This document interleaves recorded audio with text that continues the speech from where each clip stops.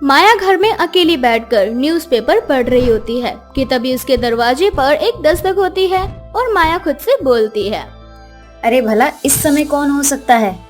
इतना बोलकर माया दरवाजा खोलती है और वे अपने बेटे तुषार को दूल्हे के रूप में देखती है।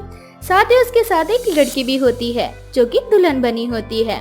ये सब देख माया को कुछ समझ नहीं आता और वो तुषार से बोलती है, अरे बेटा, तू दूल्हे के कपड़े में और ये तेरे साथ लड़की कौन है। ये लड़की तुम्हारी बहू है माँ। मैंने नेहा से शादी कर ली है। मैं ना सब जानती हूँ। मेरा बेटा मुझे बिना बताए शादी तो कर ही नहीं सकता। वो मेरे साथ क्या कहते हैं उसे, प्रैंक कर रहा है। आजकल बहुत चल रहा है ना सोशल मीडिया पर, जिसे देखो वही प्रैंक किए जा रहा है। माँ ये कोई मजाक नहीं है, मैं सच बोल रहा हूँ। क्या आपको नेहा दुल्हन के कपड़ों में नजर नहीं आ रही क्या? मैं आपको दूल्हे के कपड़ों में नजर नहीं आ रहा क्या? तुषार के बार बार समझाने पर माया को अब विश्वास हो जाता है, जिसके बाद वो भी तुषार की खुशी के लिए अपनी बहू नेहा को अपना लेती है और खुशी खुशी उसका गृह प्रवेश करवाती है। ऐसे ही कुछ दिन बीत जाते हैं, लेकिन नेहा अपने सर से पल्लू नहीं हटाती और ये देख माया को बहुत अच्छा लगता है। और एक दिन माया नेहा से बोलती है, अरे वाह, कितनी संस्कारी बहू मिली है मुझे। अपनी सास की बात सुन नेहा खुद से बोलती है, माँ जी, सर पर दुपट्टा रखना तो मेरी मजबूरी है। अगर मैंने इस दुपट्टे को अपने सर से हटा दिया तो इस घर की शांति भंग हो जाएगी। नेहा मन ही मन ये सब कुछ सोच ही रही होती है कि तभी माया की एक पड़ोसन घर आती है, जो नेहा को देखते ही पहचान लेती है और नेहा के वहाँ से जाने के बाद माया से बोलती है, अरे माया बहन, मैं तुमसे पूछती हूँ, क्या तुम्हारे बेटे के लिए तुम्हें यही लड़की मिली जो तुमने इस लड़की से अपनी बेटे की शादी करवा दी?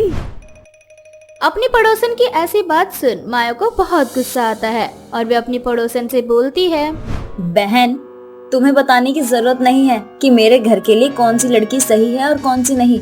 मैंने भी अच्छे से देखा है तुम्हारी बहू को, कैसे छोटे छोटे कपड़े पहनकर यहाँ वहाँ जाती है। और मेरी बहू तो संस्कारों से भरी पड़ी है। मेरे घर के लिए ये पूरी परफेक्ट बहू है। लगता है बहन तुम्हें अपनी बहू का सच नहीं पता, तभी तुम उसके इतने गुणगान गा रही हो।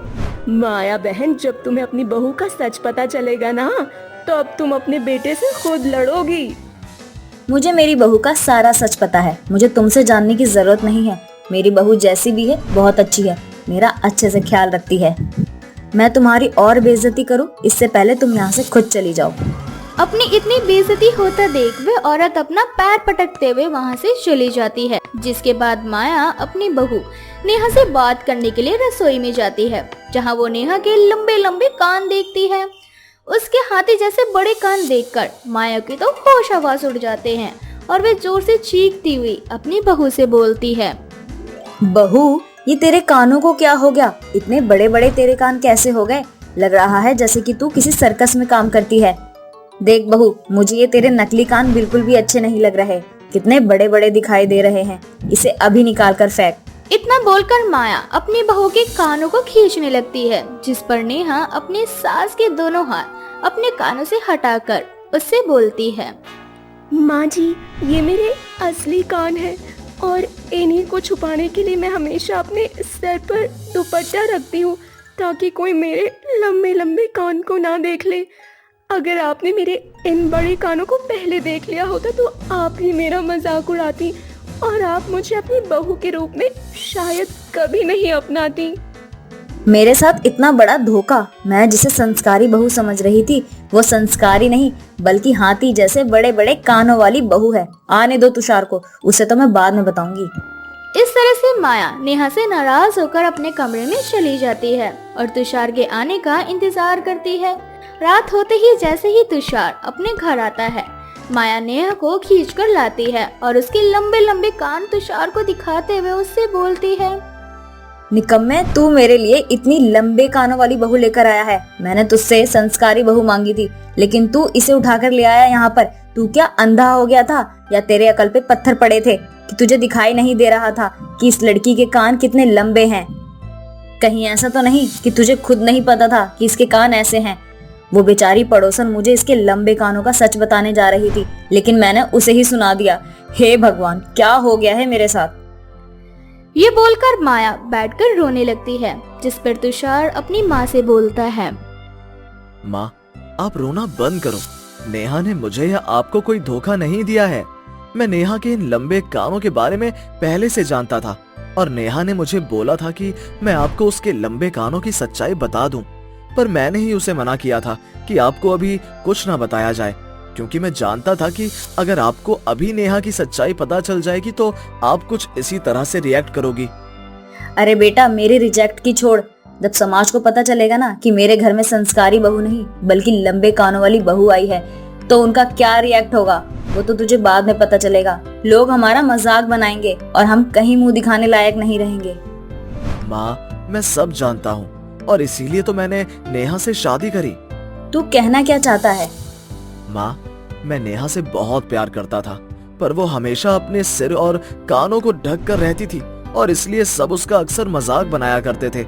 मुझे ये सब अच्छा नहीं लगता था, इसलिए मैंने एक दिन नेहा के पास जाकर उससे कहा, फ्लैशबैक। नेहा, तुम सबकी तरह नॉर्मल बनकर क्यों नहीं रहती? सब तुम्हारे साथ साथ मेरा भी मजाक बनाने लगे हैं। तुषार, तुम ऐसा क्यों बोल रहे हो? मैं ऐसा इसलिए बोल रहा हूँ नेहा, क्योंकि तुम हर समय अपने सर पर चुन्नी लपेटे रहती हो। तुम्हारे साथ अब सब मेरा भी मजाक उड़ाते हैं। अगर तुम भी मुझसे सच्चा प्यार करती हो तो तुम इस चुन्नी को अभी हटा दो। तुषार के कहने पर नेहा अपनी चुन्नी सर से हटा देती है। सब नेहा के लंबे लंबे कान देखकर उसका मजाक बनाने लगते हैं और ये सब देख नेहा बहुत रोती है और वहाँ से चली जाती है। ये सब देख तुषार को बहुत बुरा लगता है और वो भी उसके पीछे जाता है, जहाँ वो देखता है कि पार्क में अकेली नेहा बैठी रो रही होती है और ये देख तुषार उसके पास जाता है और उससे बोलता है, नेहा, मुझे माफ कर दो। अपना प्यार साबित करने के लिए मेरी वजह से तुम्हें सभी लोगों के बीच उनके मजाक का पात्र बनना पड़ा। मुझे माफ कर दो। अगर ये प्यार होता है तो तुम्हारा प्यार जीत गया और मेरा प्यार हार गया नेहा, पर मैं अपने प्यार को ऐसे ही मरने नहीं दूंगा। अब मैं किसी को तुम्हारा मजाक बनाने नहीं दूंगा। इतना बोलकर तुषार नेहा के साथ उसके घर जाता है और उसके माँ बाप से बात करके उसे अपने घर वापस ले आता है। Flashback out. माँ, एक बार आप नेहा की जगह खुद को रख कर देखिए। अगर आपके कान लंबे होते या मेरे कान लंबे होते और लोग हमारा मजाक बना रहे होते तो क्या आप जीना छोड़ देती या आप मुझे अपना बेटा कहना छोड़ देती? अपने बेटे की ये बात सुन माया कुछ नहीं बोलती और वह खुशी खुशी नेहा और उसके लंबे कानों को अपना लेती है, जिसके बाद माया उसे कभी भी उसके कान नहीं छुपाने देती और पूरे समाज में सर उठाकर नेहा को अपनी बहू कहती है।